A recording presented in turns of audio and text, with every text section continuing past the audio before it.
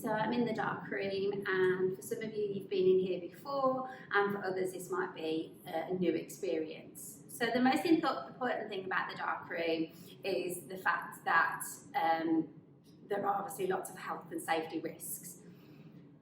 During the COVID rules, the dark room has some more extended issues as well, so therefore there should only be 6 students at a time in the dark room. You must always wear your mask, and obviously if you can't wear a mask, then a visor would be better. You need to bring your own tea towel, and you need to make sure that you are using your own equipment and that you do not share across each other's equipment, therefore using the tongs, using the trays. You can wear disposable gloves, which are usually at the front door. Technician or myself know that you are finished for the day in here. We cannot mix bubbles, so if there are another group in here, you cannot use the dark room. If you need to book the dark room space, then again contact me through Teams. There's a fire exit at the far end of the room, and the other door needs to be shut with the red light on when you're working here.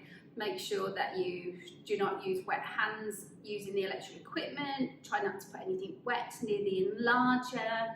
Make sure your extractor fan is on, which switches again in the far right hand corner. You should not bring any bags or coats into the dark room because this is a tripping hazard. You are not allowed to use your mobile phones in the dark room, and you're obviously definitely not allowed to eat or drink in the dark room. The chemicals are carcinogenic.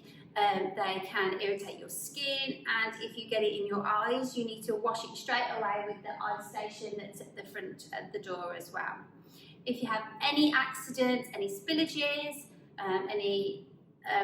anything happen, then please come and tell myself or a technician straight away. Most importantly, the dryer. The dryer costs £2,500 and was specially made for us in America.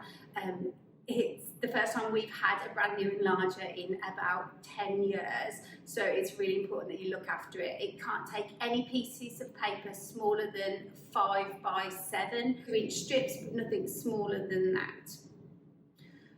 One of the other things that we have to think about in the dark room is the chemicals. So in the middle section here, we have the developer, we have the stop, and we have the fixer. Most mornings the technician will top up all this, but if it's not being used, then we don't normally top it up. So again, you can just come and speak to me and get it set up specially. Screen here as well. They can keep on one side of each other, and obviously don't be making it too busy along here. If there's a student on either side, then make sure that you just wait patiently until they move along, preferably down to the fixer back. Developer is 1.5 minutes. Stop is 1 minute, and fix is 5 minutes.